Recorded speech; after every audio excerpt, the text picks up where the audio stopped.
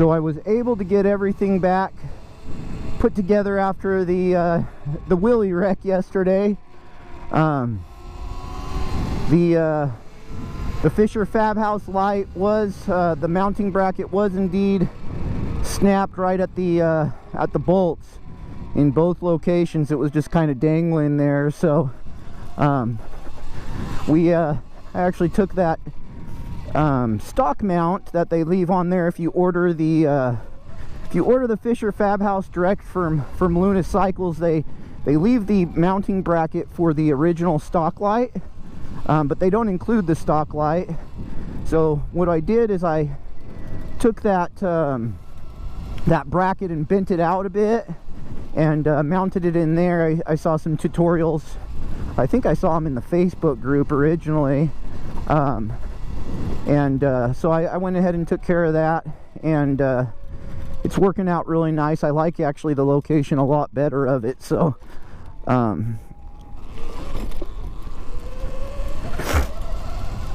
so everything's back in order now.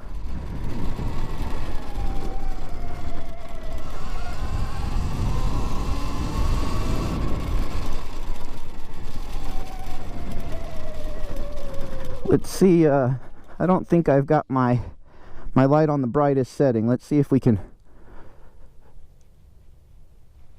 It's kind of hard with the new position to get your finger in there to, there we go, to turn it on brighter. So that's the only downside of putting it in that stock light bracket, is it's a really tight squeeze, and it puts the button, which is behind the light, into a position where you can barely get your finger in there. So if you're a guy that has really big fingers or hands, it might be an issue for you. I'm not the biggest guy. I'm about 5'8" and 160 pounds, and so I can barely get my finger in there, my thumb in there to push it. So keep that in mind if you do decide to change to the bracket, to the stock light bracket.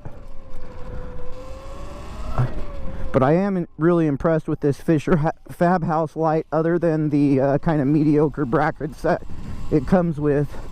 I knew from the beginning that those were likely not going to be something that held up long term. Just looking at them, they're aluminum, and they're not very thick, and they kind of stick out way too a lot farther than they need to.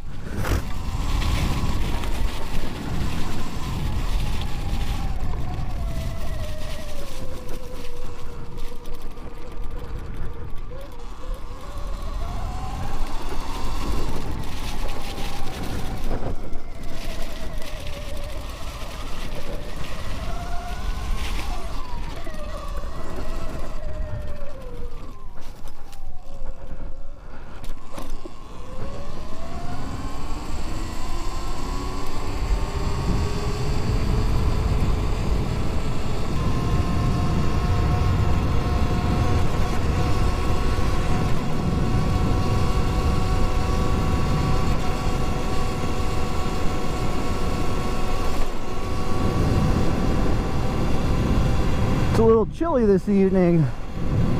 It's a beautiful day today. I wish I could have got out and got some day riding in, but a little bit chilly tonight.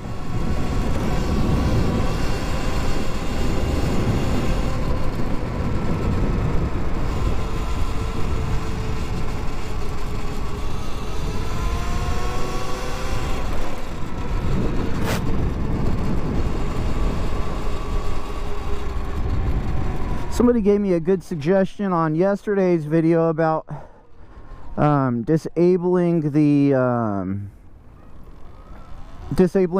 rear brake sensor. That might be an issue of why I'm running into issues with my wheeling. So that's something I'm going to check out here. I finally got my new brake rotors and brakes, so that's going to be a project this weekend that we're going to get completed.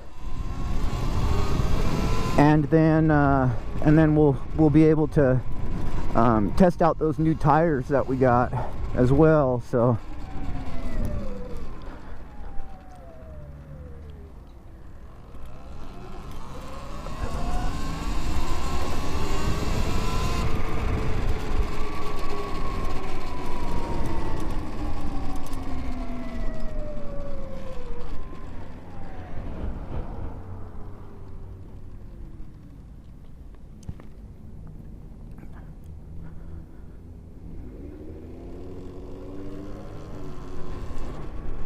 It ran off. I actually wanted to get some night pictures over here by the refinery, and I realized I ran off without my phone, so I'm not going to be able to get any pictures tonight, but that's alright. Still fun getting a ride. And here's the train that we took some cool Instagram shots of the other day.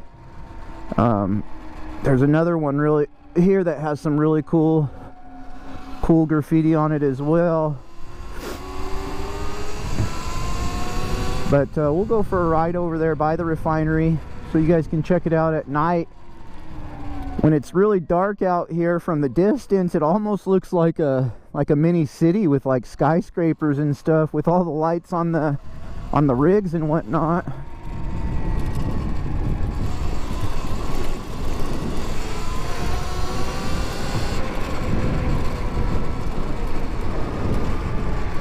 So if you can see it over there, there's the refinery.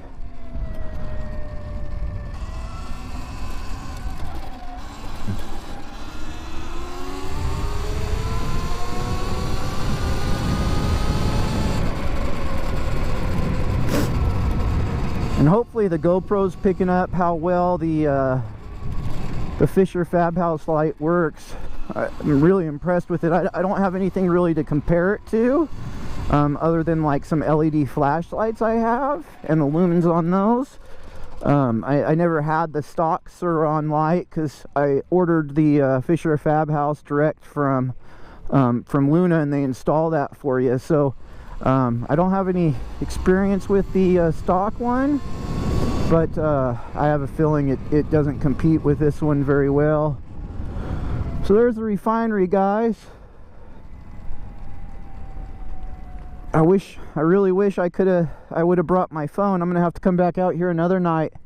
You see they're burning off some stuff there, and pretty noisy, a lot going on. But it would have been a cool photo op if I could have brought my camera, but I didn't, of course. Life of a vlogger, you're always forgetting something.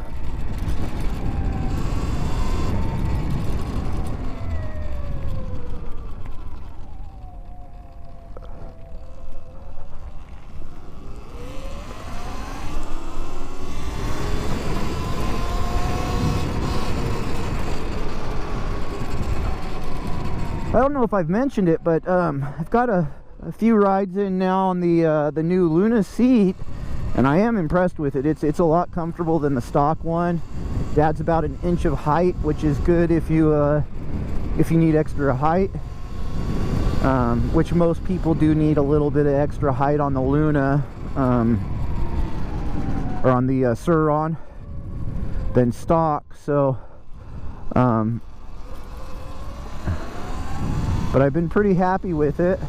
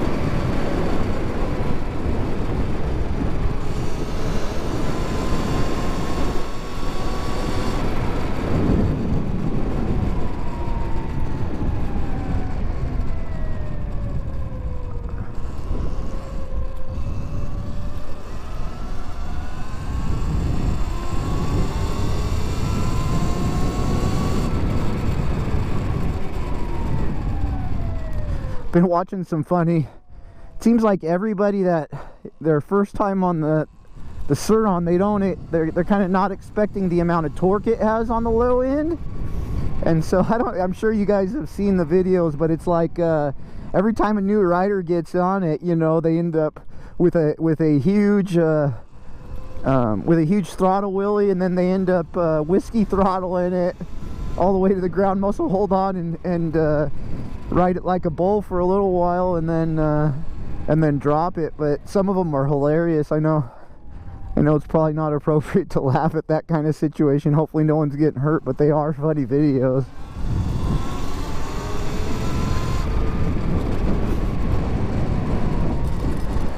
I keep meaning to go into that pawn shop there. It looks like a cool pawn shop. Soraya wants to go in there too and check out the guitars. This is a cool building here. I really like this building. It's a Baptist church.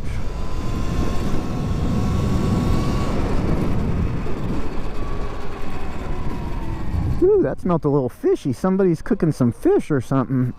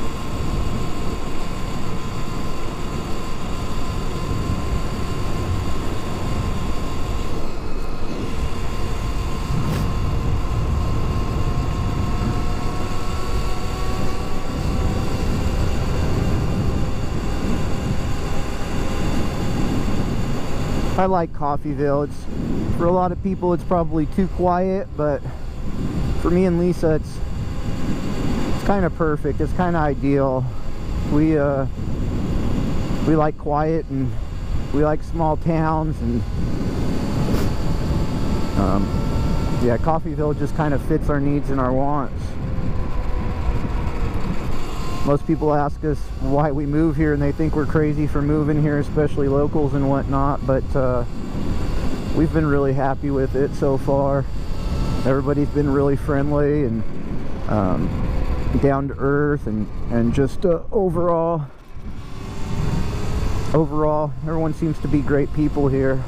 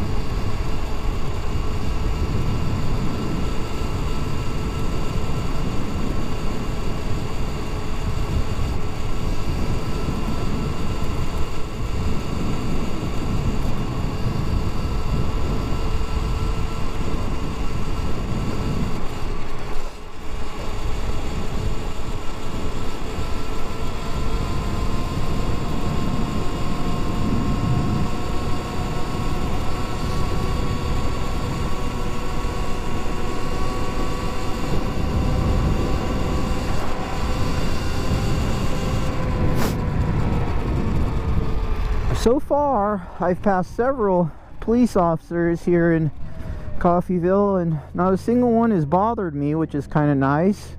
I am kind of in a loophole with this bike. It's not, you're not able to register it as far as I know with the DMV here.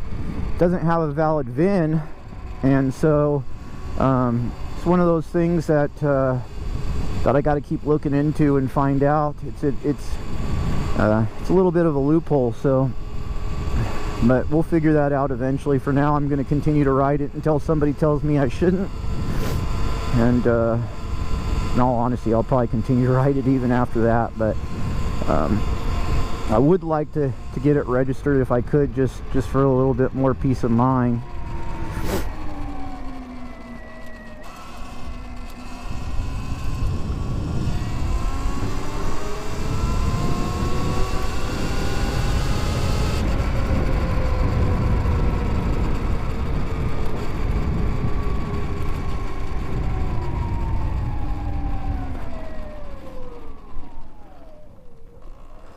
I'm thinking about maybe going back out here in a few minutes and going back over there and getting some Instagram photos over there at the refinery, since it's a clear night. But we'll see if I decide to do that after dinner or not. I got to get back here, and Lisa's making up some burgers, and we'll get some burger in us, and then decide what we're going to do for the night.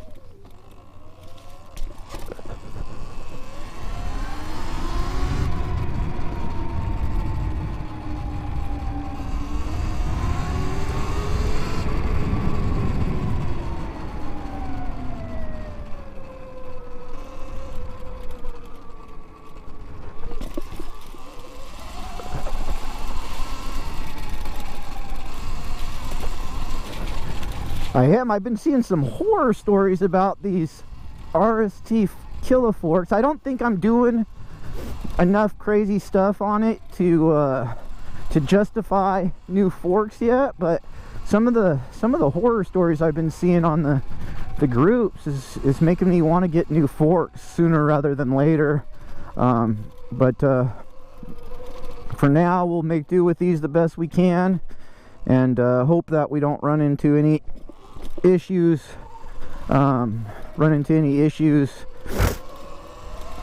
with any tragic endings. So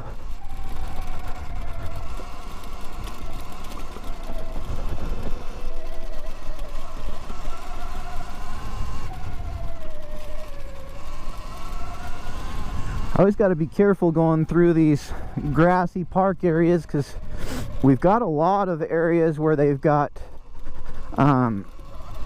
guard wires up so cars don't cut through and whatnot. And I don't know if you saw my one video where I actually ran into one going about 30 miles an hour, and lucky for me, it had a lot of slack in it and stretch, so it just slowed me down and didn't do any damage to the bike, and I didn't go over the top or anything like that. But it did give me enough pause to where I'm a little bit more cautious going through the grassy areas, because some of them you can't see until you're right on top of them. So, but yeah guys, anyways, that's it for the ride for right now, and I appreciate you chilling with me on this night ride, and we'll see you on the next one. I'll just show off the lights again there, the little LED lights, and yeah guys, we'll see you next time.